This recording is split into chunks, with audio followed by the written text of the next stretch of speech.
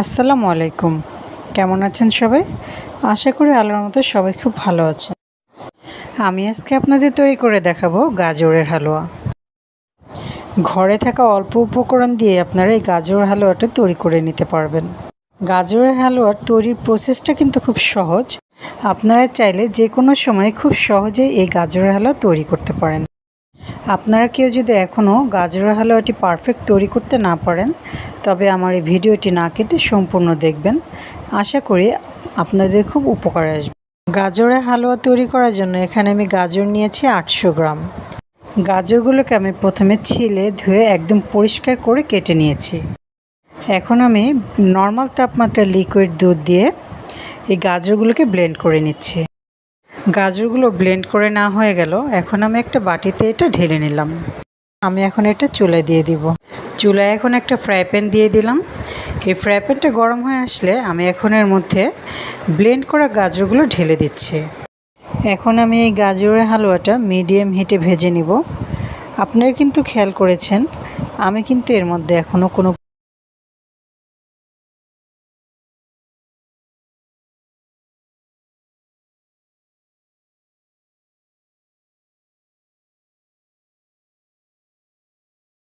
এই গাজরটা যখন বলক ওঠা শুরু করবে তখন কিন্তু এটা ঢাকনা দিয়ে ঢেকে দিতে হবে। তাছাড়া কিন্তু যে কোনো মুহূর্তে গায়ের যে কোনো অংশে লেগে আপনাদের ক্ষতি হয়ে যেতে পারে। কিছুক্ষণ পর আমি ঢাকনাটা খুলে দেখাচ্ছি আপনাদের এখন কোন অবস্থায় আছে গাজরটা। এখন কিন্তু অনেকটাই শুকিয়ে আসছে।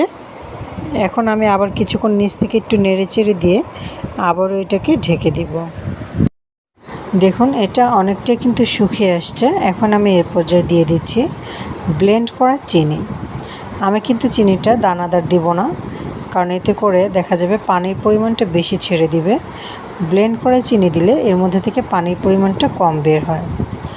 তা আমি এখানে 800 গ্রাম গাজরের জন্য চিনি নিয়েছি 400 গ্রাম। সবসময় খেয়াল রাখবেন গাজর যতটুকু নেবেন চিনিটা তার হাফ দেওয়ার চেষ্টা করবেন। তবে আপনারা যদি এর চেয়ে কম বা বেশি খান তাহলে আপনাদের পছন্দ অনুযায়ী আপনারা চিনিটা দিতে পারেন। আমি এখন গাজরের সাথে চিনিটাকে খুব ভালোভাবে মিক্স করে দিচ্ছি নেড়ে চেড়ে। এই পর্যায়ে যখন আবার একটু পানি ছেড়ে দিবে তখন আমি আবার এটাকে ঢাকনা দিয়ে ঢেকে পানি শুকানো পর্যন্ত অপেক্ষা করব। এখন আমি ঢাকনাটা খুলে নিয়েছি। দেখুন এক্সট্রা পানিটা অনেকটাই শুকিয়ে আসছে।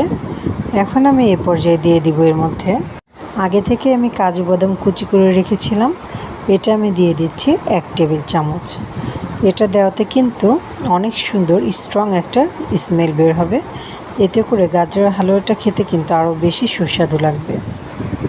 এখন আমি গাজরের সাথে ভালোভাবে এটাকে মিক্স করে দিচ্ছি নেড়ে চেড়ে।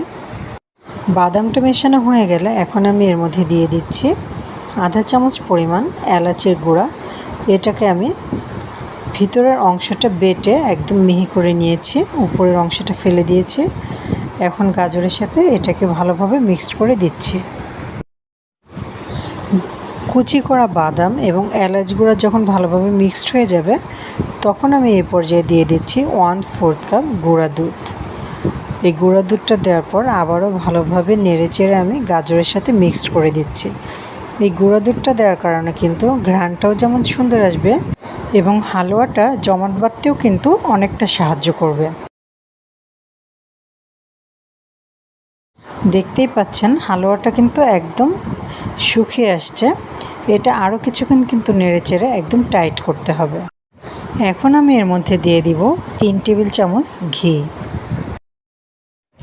ঘিটা দেওয়া হয়ে গেলে এখন আমি আবারও ভালো করে নেড়ে চেড়ে গাজরের হালুয়ার সাথে ঘিটা মিক্সড করে নিচ্ছি। এখন একদম না হওয়া পর্যন্ত এভাবে অনবরত নাড়তে হবে, তাছাড়া কিন্তু এটা নিচ দিয়ে লেগে যাবে। আর নিচ দিয়ে যদি লেগে যায় বা পুড়ে যায় তখন কিন্তু হালুয়াটা ঘ্রাণটা নষ্ট হয়ে যাবে এবং স্বাদেও কিন্তু পরিপূর্ণতা থাকবে না। হালুয়াটা পারফেক্ট হয়েছে কিনা এটা আমি কিভাবে বুঝবো, দেখুন আপনাদের আমি দেখিয়ে দিচ্ছি। কিছুটা হালুয়া আমি একটু চামচে তুলে নিচ্ছি। এখানে এই হালুয়াটা আমি একটু ঠান্ডা করে নিব, যেহেতু গরম থাকা অবস্থা ধরা সম্ভব না। কিছুটা ঠান্ডা হয়ে আসলে এটাকে আমি গোল একটা শেপ দেওয়ার চেষ্টা করব।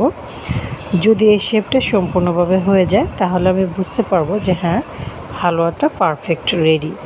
আর যদি না হয় তাহলে কিন্তু আরও কিছুক্ষণ ভেজে নিতে হবে।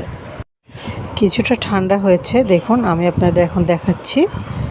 দেখতেই পাচ্ছেন এটা কিন্তু আমি রাউন্ড করার চেষ্টা করলাম এবং এটা কিন্তু সুন্দরভাবে একটা শেপে চলে আসছে।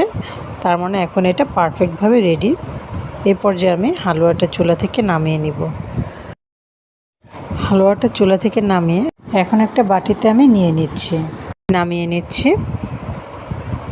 এখন কিন্তু এই গরম অবস্থায় আমি এটা শেপ দিব না, কিছুটা ঠান্ডা হলে যখন ধরার মতো অবস্থা হবে তখন আমি এটা শেপ দিব।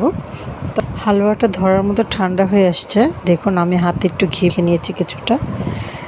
এখন আমি এখান থেকে কিছু করে হালুয়া নিব এবং গোল রাউন্ড শেপের তৈরি করব। আমি আজকে রাউন্ড শেপের হালুয়া তৈরি করব। দেখুন কিভাবে তৈরি করছে। এভাবে হাত দিয়ে ঘুরিয়ে ঘুরিয়ে আমি এটাকে খুব ভালোভাবে একটা রাউন্ড শেপ করে নিচ্ছি। আপনারা চাইলে কিন্তু যে কোনো শেপেই তৈরি করতে পারেন। দেখুন অনেক সুন্দর গোল একটা হালুয়া কিন্তু আমি তৈরি করে নিলাম। এর উপর আমি একটা পেস্তা বাদাম দিয়ে দিচ্ছি। এটা আমি গোল করে কেটে রেখেছিলাম, এটা জাস্ট ডিজাইনের জন্য, আপনারা চাইলে নাও দিতে পারেন।